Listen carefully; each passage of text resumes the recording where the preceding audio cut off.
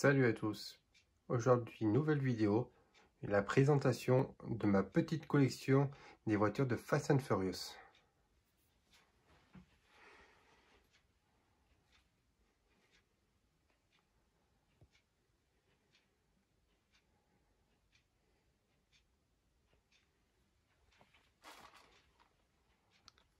Comme on peut voir, il y a le tank du 8 en haut, après il y a la Huracan, la Dodge Challenger du 7,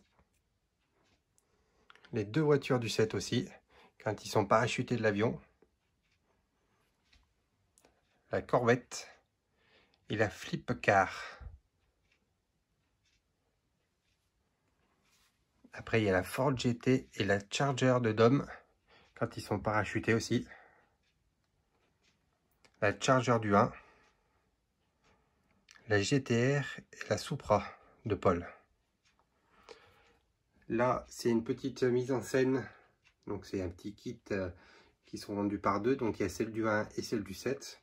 Donc là, on peut voir qu'il y a la Charger et la Supra, avec le train derrière, comme dans le 1.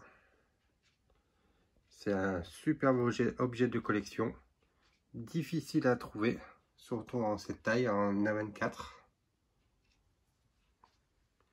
Et celle du 7, avec le Charger de Dom et la Supra de Paul.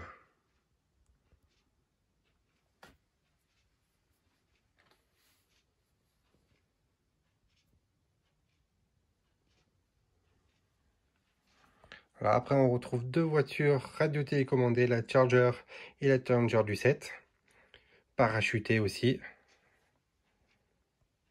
Celles-là sont radio-télécommandées.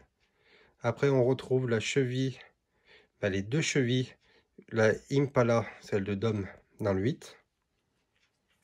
Et après, l'autre voiture qu'il utilise juste dans cette scène aussi, au début du 8. Il y a celle de Brian, donc l'Eclipse du 1. Elle est assez jolie. Après, on retrouve deux voitures radio-télécommandées encore. La Charger du 5, qui permet de tirer le coffre. Comme on peut voir, celle-là, elle est équipée de pneus en plus pour le drift. C'est une radio télécommandée. La Huracan aussi en radio télécommandée. Après, nous avons la Charger de Dom dans le 8. Encore la Challenger du 7. Et encore le tank du 8.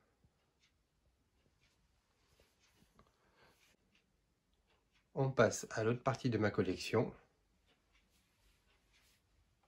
La voiture de Mia dans le 1, qu'on voit brièvement dans le film.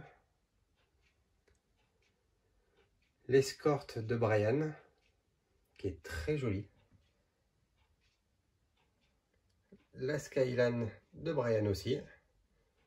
Et celui-là dans le 2. Je trouve que les jantes sont un peu grosses. Sinon, elle est assez jolie. La voiture de Brian dans le 2 aussi, elle est beau.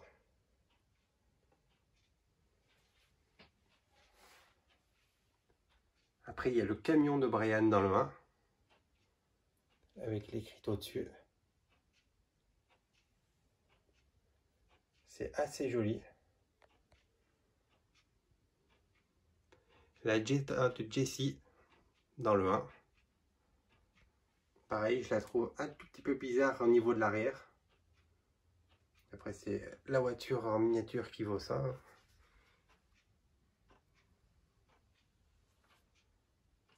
Après, il y a la Roadrunner de Dom dans le 7. Après, il y a la voiture de Suki dans le 2. Très jolie, mais un tout petit défaut sous la jante à l'avant. Alors qu'elle est toute neuve, jamais sortie de sa boîte. Après, on trouve la petite bonbonne de noces. C'est un petit circuit de voiture. On met deux petites voitures, on appuie sur le bouton et elles partent. Tout simplement.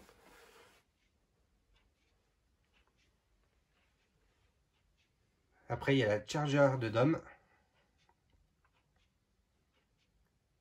Il y a la Roadrunner de nouveau, mais pas tout à fait de la même couleur. Pourtant, c'est pour le même film. Ils l'ont fait un petit peu plus clair pour la miniature. Pour la 1/75e, je crois que c'est celle-là. La Daytona de Dom, qui est assez jolie. Après, il y a la Supra de Dom, de Brian, pardon, dans le 1. Celle-là, elle est radio-télécommandée aussi. J'en avais jamais vu encore.